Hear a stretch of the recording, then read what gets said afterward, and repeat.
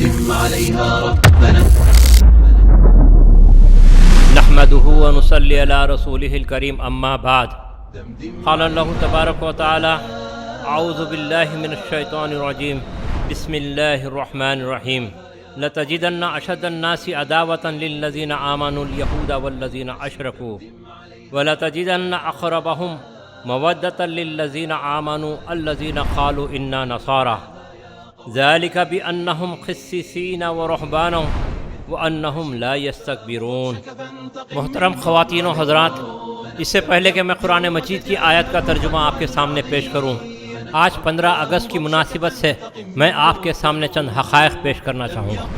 میں پوچھنا چاہوں گا ہمارے مسلمان طالب علموں سے جو آج ہمارے درمیان موجود ہیں، کوئی بتائے مجھے کیا کوئی انگریزوں کے دور میں حجاب پر پابندی تھی، یا حلال گوشت پر کوئی مسئلہ تھا، یا گو رکشک جیسے غنڈہ عناصر ہمارے درمیان موجود تھے، یا سرے بازار کوئی نماز پڑھنے پر پابندی تھی، یا 3 طلاق پر کوئی سزا کا قانون تھا، یا احتجاج کرنے والے مسلمانوں کے گھر ڈھائے جاتے تھے، کیا مساجد کو توڑ کر مندر یا چرچ بنائے گئے، یا مسلمانوں کی آبادی پر کنٹرول کی بات کی گئی، یا NRC سے ہمیں گزارا گیا، یا نام نہاد لفظ جہاد کے نام پر کبھی ہمیں تنگ کیا گیا، یا تعلیمی نصاب میں کوئی ہندوتوا کے سلیبس ہمارے درمیان موجود تھے، ایسا کچھ بھی نہیں تھا۔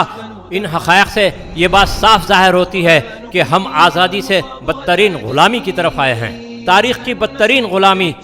آج بھی بیشتر مسلمان اس غلط فہمی کا شکار ہے کہ ہمیں 15 اگست کو آزادی ملی ہے، آزادی نہیں بلکہ ہم بدترین غلامی کی طرف آئے ہیں۔ 1857 میں ہم چھوٹی سی غلامی کے اندر تھے، لیکن چھوٹی غلامی کے بعد میں 15 اگست 1947 کے بعد ہم بدترین بڑی غلامی کے اندر داخل ہوئے ہیں۔ مسلمانوں کے ہندوستان میں داخل ہونے سے پہلے ہندوستان نام کا کوئی ملک نہیں تھا، یہ چھوٹی چھوٹی ریاستیں تھیں جو برہمنوں کے ظلم کی وجہ سے مظلوم طبقات تھے۔ مسلمان جب داخل ہوئے تو انہوں نے اس ملک کو تہذیب دی، دولت دی، قانون دیا، ثقافت دی اور مظلوم انسانیت کی خدمت کی۔ اس کے بعد ان چھوٹی چھوٹی ریاستوں کو ملا کر ایک ملک بنایا اور ان کے اندر ایک استحکام دیا، ایک قوت دی اور مظلوموں کو اپنا حق دلایا۔ اس کے بعد جب مسلمانوں نے انگریزوں کے خلاف جہاد کیا تو انگریزوں نے ہند سے جاتے ہوئے حکومت ہندوؤں کے حوالے کی، مسلمانوں کے حوالے نہیں کی، اس لیے کہ مسلمانوں کے مسلسل جہاد کی وجہ سے انگریزوں کو ہندوستان سے جانا پڑا۔ جاتے ہوئے انگریزوں نے اقتدار ان کے حوالے کیا جو ان کے دوست تھے، جو ان کے وفادار تھے۔ ہمیں اس معاملے پر غور و فکر کرنے کی ضرورت ہے اور سمجھنے کی ضرورت ہے کہ ہم کس طرح غلامی کا شکار ہو گئے۔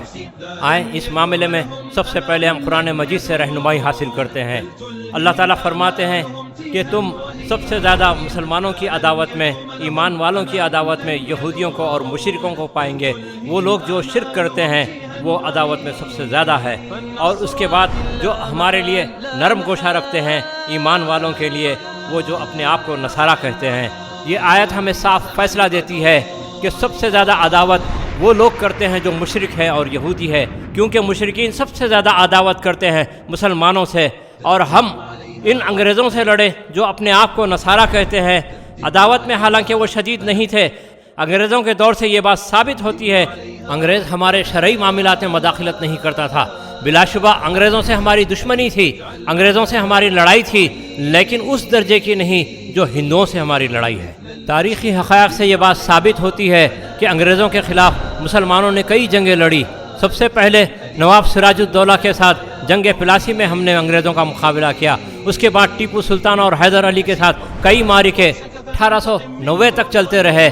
پھر اس کے بعد غدر یعنی پہلی جنگ آزادی کی بات آتی ہے، مسلمان وہاں پر بے شمار قربانیاں دیتے ہیں۔ لیکن اس دور کی ایک عجیب بات یہ ہے کہ جس دور میں مسلمان انگریزوں کے خلاف مسلسل لڑتے رہے، ہم 1857 کے بعد بھی مسلمان انگریزوں کے خلاف لڑتے رہے، لیکن ہندوتوا کے یہ قائدین جو آج حکومت میں بیٹھے ہیں یہ انگریزوں کے ساتھ مل کر ملک کے خلاف بغاوت کرتے رہے۔ اب جو لڑائی شروع ہوئی ہے مشرکین ہند کے ساتھ، وہ لڑائی ہماری عقیدے کی لڑائی ہے، اسلام کو بچانے کی لڑائی ہے، ایمان کو بچانے کی لڑائی ہے، اپنی شریعت کو بچانے کی لڑائی ہے، اور اپنے وجود کو، اپنی تہذیب کو بچانے کی لڑائی ہے۔ ایک ایسی اعلیٰ ترین قوم جو اپنے اندر اقتدار رکھتی تھی اور عظیم قوم مسلمان قوم ہند کے اندر غلامی کا شکار ہو گئی۔ جب ہم غلامی کا شکار ہو گئے تو ہمارے اوصاف بھی غلامانہ ہو گئے۔ جیسے ایک شاعر بیان کرتا ہے چلتے ہیں دبے پاؤں یہ کوئی جاگ نہ جائے، غلامی کے اسیروں کی یہی خاص ادا ہوتی ہے، ہوتی نہیں جو قوم حق بات پر اکجا، تو قوم کا حاکم ہی بس اس کی سزا ہے۔ میرے عزیز دوستوں اور نوجوان ساتھیوں، یاد کرو اپنے مقام اور مرتبے کو۔ یقیناً ہم ایک حاکم قوم تھے، اور آزادی ایک بڑی نعمت ہوتی ہے جو ہمیں حاصل کرنی بہت ضروری ہے۔ چند علامات اور بھیک کا نام آزادی نہیں ہے، اور جمہوریت کا ہرگز یہ مطلب اور مفہوم نہیں ہے کہ کوئی اکثریت والی قوم اقلیتوں کو اور مسلمانوں کو اپنا غلام بنائے۔ یہ بات یاد رکھیں، یہ ملک پہلے بھی تقسیم ہوا تھا، لیکن مسلمانوں کی وجہ سے نہیں بلکہ ہندوتوا کی جارحیت کی وجہ سے یہ ملک تقسیم ہوا تھا، اور آج دوبارہ اگر یہ تقسیم کی طرف جاتا ہے تو ہمارے اوپر اس کی کوئی ذمہ داری نہیں، بلکہ ہندوؤں کا وہ متعصبانہ رویہ جو مسلمانوں کے ساتھ روا رکھا گیا ہے، وہی رویہ اس کا ذمہ دار ہوگا۔ آپ عزم اور ارادہ کریں، ہمیں غلامی کے اس دلدل سے نکلنا ہے، اور ضرور نکلنا ہے۔ جب عزم بلند ہوتا ہے ہمارے لیے کوئی رکاوٹ نہیں ہوتی۔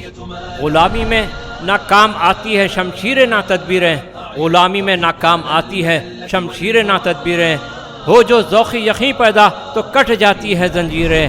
آؤ ذوق یقین کی طرف، آؤ آزادی کی طرف قدم بڑھائیں، آؤ ظلم و جبر کا سینہ چیرتے ہیں، ناانصافی اور بربریت کے خلاف آواز اٹھاتے ہیں، مظلوم مسلمانوں کی ساتھ داری کا عہد کرتے ہیں، مظلوموں کے لیے ہم جہاد کی تیاری کا اعلان کرتے ہیں، کیونکہ ہمارا تعلق اسی قوم سے ہے جو 800 سال سے زیادہ ہندوستان کے اوپر حکمرانی کی۔ کوئی اندازہ کر سکتا ہے اس کے زور بازو کا، کوئی اندازہ کر سکتا ہے اس کے زور بازو کا، نگاہ مرد مومن سے بدل جاتی ہے تقدیریں، نگاہ مرد مومن سے بدل جاتی ہیں تقدیریں۔ میں اپنی گفتگو کو سمیٹتے ہوئے آخری پیغام کی طرف آنا چاہوں گا۔ ہم جانتے ہیں کہ کوئی مسلم ملک ان حالات میں ہمارا ساتھ دینے کے لیے آگے نہیں آئے گا، لیکن یہ بات یاد رکھیں کہ ہر مسلمان ملک سے مجاہدین آپ کی ساتھ داری کے لیے پے در پہ انشاءاللہ العظیم نکل پڑیں گے، کیونکہ مجاہدین وہ ہیں جو یہاں سے لے کر یورپ تک مسلمانوں کی ساتھ داری کے لیے ہزاروں کلومیٹر دور جا سکتے ہیں، تو ہندوستان ان کی پہنچ سے دور نہیں ہے، بلکہ ہندوستان مسلمانوں کے درمیان میں ہے، ہر طرف مسلمان ہیں۔ لیکن شرط اس بات کی ہے کہ ہم پہلے اللہ کی راہ میں نکلیں اور خود اپنی مدد کریں، پھر اللہ کی مدد ہمارے ساتھ ہوگی۔ جب تک ہم اپنے آپ کی مدد نہیں کرتے اللہ تعالی ہماری مدد نہیں کرے گا۔ ان اللہ لا یغیر ما بقوم حتی یغیروا ما بانفسہم، اللہ تعالیٰ کسی قوم کی حالت کو نہیں بدلتے جب تک کہ وہ خود اپنے آپ کو نہ بدلے۔ جب ہم اللہ کے دین کی مدد کے لیے نکل پڑیں گے تو اللہ تعالیٰ ضرور ہماری مدد کرے گا۔ ہم اگر مظلوم مسلمانوں کی ساتھ داری کے لیے نکل پڑیں گے تو اللہ تعالیٰ ہماری منزل کا تعین کرے گا، اور ہماری منزل اختتام پذیر ہوگی غلبہ اسلام کے اوپر۔ یاد رکھیں، اگر ہم اس کام کے لیے نہیں نکلتے ہیں تو اسلام ہمارا محتاج نہیں ہے، ہم اسلام کے محتاج ہیں، اسلام ہمارا محتاج نہیں ہے۔ اس کام کے لیے اگر ہم آج بھی نہ نکلیں تو یقیناً اللہ تعالیٰ ہمارے بدلے دوسری قوم کو کھڑا کرے گا جو ہم جیسی نہیں ہوگی۔ کوئی ہرگز یہ گمان نہ کرے کہ ہم اگر قتال کریں گے تو ہمارا نام و نشان مٹ جائے گا، بلکہ ہمارا نام و نشان تو قتال کو چھوڑنے کی وجہ سے مٹے گا، اس لیے کہ ہر طرف قتل عام کی فضائیں گرم ہیں، اور وہ قتل عام کبھی بھی کھڑا ہو سکتا ہے، چاہے ہم جہاد کر رہے ہیں یا نہ کر رہے ہیں۔ اگر ہم جہاد کر رہے ہیں تو ہمارے لیے آزمائش ہو جائے گی، اگر ہم جہاد چھوڑ چکے تو یہ ہمارے لیے عذاب ہو جائے گا۔ بلا شبہ غزوہ ہند کا پیش آنا ایک اٹل حقیقت ہے، اور جو لوگ اس کار خیر کا حصہ بنیں گے اللہ تعالیٰ انہیں دوزخ کی آگ سے محفوظ رکھے گا۔ افراد کے ہاتھوں میں ہے اقوام کی تقدیر، ہر فرد ملت کے مقدر کا ستارہ ہے۔ وآخر دعوانا والحمد للہ رب العالمین۔